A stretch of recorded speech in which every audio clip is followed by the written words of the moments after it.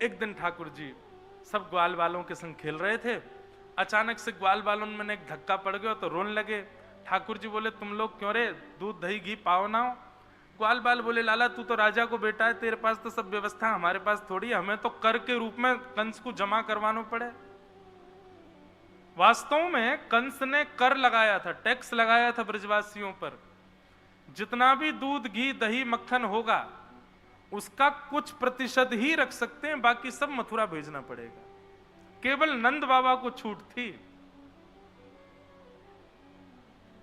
लाला हमको तो इतना मिले कि एक समय में एक घर को सदस्य ही दूध घी दही आदि को सेवन कर सके।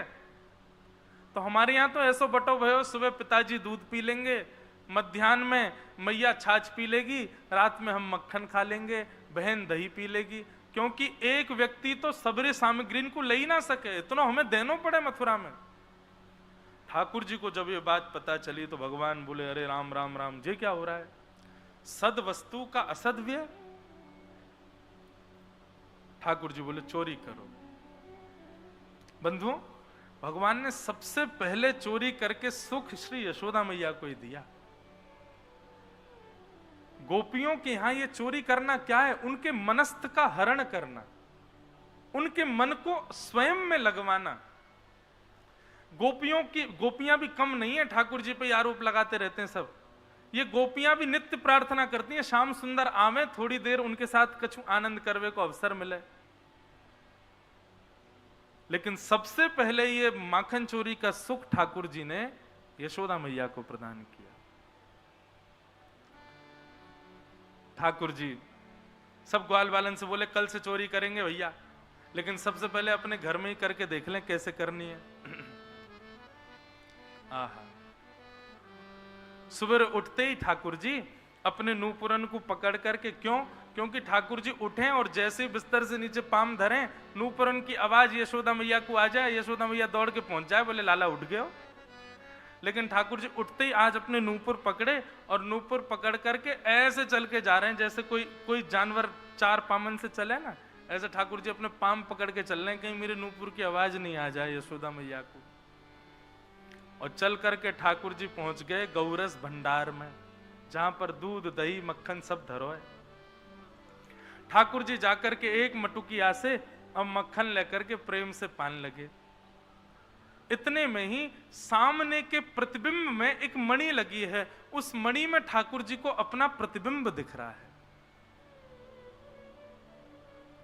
ठाकुर जी बोले मैया बड़ी चतुर है, कहीं मैं चोरी करवे ना आ जाऊं तो पहले तो ही एक रक्षक छोड़ रखो है, यहां पे एक छोरा पहले तो ही बैठा रखो है कि वो नजर रखे कि कहीं मैंने चोरी तो ना कर ली।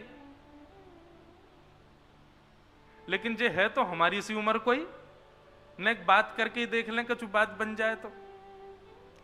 ठाकुर जी बोले अरे लाला तू यहां कहा कर रहा है, अच्छा तो को मैया ने बैठा रखो है कि यहां कोई चोरी करवे आए तो वाकू तू पकड़ लियो। देख भैया मैं तो को जितना मक्खन खाऊंगा ना वहां में से नेक नेक तोकू भी दे दूंगा, तू मेरी शिकायत मत करियो मैया ते। अपने ही प्रतिबिंब से ठाकुर जी बात कर रहे हैं।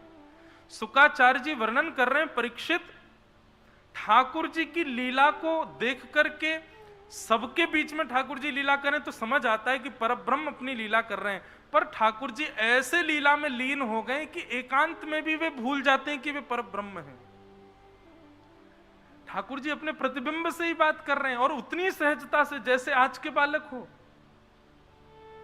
अच्छा तू रक्षा के काजे खड़ो है यहां पे, देख तू मेरी मैया से शिकायत मत करियो, तो या माखन में से कचू हिस्सा में तो को खवाए दूंगो, मैया तो मत कहियो, चल तू भी खा ले और मैं भी खाऊंगो। और इतने में ही ठाकुर जी ने अपने हाथ में माखन लियो, तो सामने प्रतिबिंब में भी माखन दिख गयो। ठाकुर जी बोले अरे जे कोई रक्षक ना है, जे वो चोर है ये मोते पहले चोरी करवे आया हो यहाँ पे, अरे दारी के तेरी मैया ते जाके कहूंगा मैं, तू यहाँ रक्षा ना कर रहा, तू तो चोरी करवे आयो हो यहाँ पे।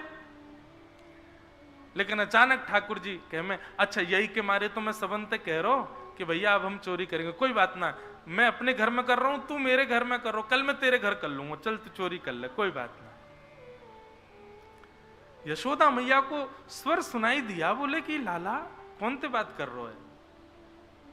यशोदा मैया जैसे ही गई, जाकर के देखी तो ठाकुर जी अपने प्रतिबिंब से बात भी कर रहे हैं और मक्खन भी खा रहे हैं। लाला कन्हैया जी तू कहा कर रहा है, चोरी करे? अरे नहीं नहीं मैया मैं चोरी नहीं कर रहा। तो बोले फिर कहा कर रहा है? ठाकुर जी के मैया ये तेने मेरे हाथ में पद्मराग के कड़ूला पहना है ना, मैं धूप में जब जाऊं तो धूप के प्रकाश से मेरे हाथन में जलन है जाए। कल मधुमंगल ने मुंह को बताई, बोले लाला या हाथ की जलन को दूर करवे को एक ही उपाय है, तू मक्खन में अपनो हाथ बोर लियो। मैया मैं तो मक्खन में अपनो हाथ बोर के अपनी जलन दूर कर रहा हूं। मैया बोली अच्छा जलन दूर है गई तेरी? हाँ मैया बड़ी स्वाद पड़ रही है, बड़ा सुख मिल रहा है, मन तो कर रहा है कि पूरा ही डूब जाऊं या मैं मक्खन में, ऐसा ऐसा आनंद दे रहा है। अच्छा लाला जे बता हाथ में जलन है रही तो तेने हाथ बोर लियो, ये तेरे मुंह पे कैसे लग रहा हो मक्खन? मैया हाथ में जलन है रही, मैं हाथ की जलन मिटा रहा हूं, इतने में मेरे पेट में जलन शुरू है गई। मैंने सोची या मक्खन में बड़े गुण हैं भैया, जे जलन को दूर कर दे तो पेट की जलन भी मिटाए देगो। सो मैंने नेक सो मक्खन खा लियो और वाकू खाती मेरी पेट की जलन भी दूर है गई मैया। मैया बोली लाला तू चोर है गयो तो ये बात तो मुझको पतो चली, परंतु तू तो झूठ भी बोले। जैसे ही मैया ठाकुर जी के पास गई, ठाकुर जी बोले मैया मैया धीरे आइयो, एक चोर खड़ो है सामने, मैंने याकू भेला पुसला के खड़ो कर रखो है, ने का देर में यहाँ पे झपट के याकू पकड़ लूंगा या कि मैया के पास ले चलेंगे मैं और तू दोनों। मैया बोली कौन सा चोर? बोले यहाँ धीरे ते आइयो, देख सामने खड़ो है, बहु मक्खन खा रहा है। यशोदा मैया ने आकर के देखा तो सामने के खंभ के प्रतिबिंब में ठाकुर जी अपने आप को ही चोर कह रहे हैं। जैसे ही यशोदा मैया आकर के खड़ी भई, ठाकुर जी बोले अरे मैया देख वाकई मैया भी आ गई। यशोदा मैया बोली बावड़े जे तू ही है और ये मैं ही हूं ऊपर, ये हमारा ही प्रतिबिंब है, अपनी प्रतिबिंब से बात कर रहे हो। सो ठाकुर जी की चतुराई देखो, अब झूठ तो पकड़ो गयो, सो नेक में ही बात बदल के कहा कह रहे हैं अच्छा जी मैया मैं हूं? बोले हाँ ये लाला ये तू ही तो है। बोले हम बे मैया ऊपर मोटी सी तू भी तो दिख रही है, ये तो मैं ही हूं, लेकिन मैया तेने मुंह को कभी बताई नहीं, मैं इतना मलूक हूं, देखियो मैं कितना सुंदर लग रहा हूं। मैया मेरी नजर उतार ले, मुंह को तो लगे मुंह को मेरी नजर लग गई होगी। मैया गोद में उठावे लाला, एक तो चोरी करे ऊपर से झूठ बोले और फिर ऐसी बात बनावे कि मैं तो कुछ कहूं नहीं। अरे मैया जे बता मैं कौन को लाला? बोले तू मेरो लाला। ये नंद भवन कौन को है? बोले जे भी तेरो ही है। ये 9 लाख गैया कौन की हैं? बोले जेऊ तेरी हैं। और ये नंद बाबा कौन को है? बोले जेऊ तेरो ही है। ये सबरी मटकी कौन की है मैया? बोले जेऊ तेरी है। और इन मटकी में रखो हुए मक्खन कौन को है? बोले जेऊ तेरो। सोई ठाकुर जी खड़े है गए, बोले मैं ही मालिक हूं, अब मैं चाहे जैसे खाऊं मेरो मक्खन, मैं चाहे चोरी करके खाऊं, लेके खाऊं, उछाल के खाऊं, फोड़ के खाऊं मैया। अरे जब मैं ही मालिक हूं सब चीजन को तो मोए रोक टोक का एक हुए कि तू ऐसे ना खावेगो, चोरी ना करेगो, जे ना करेगो।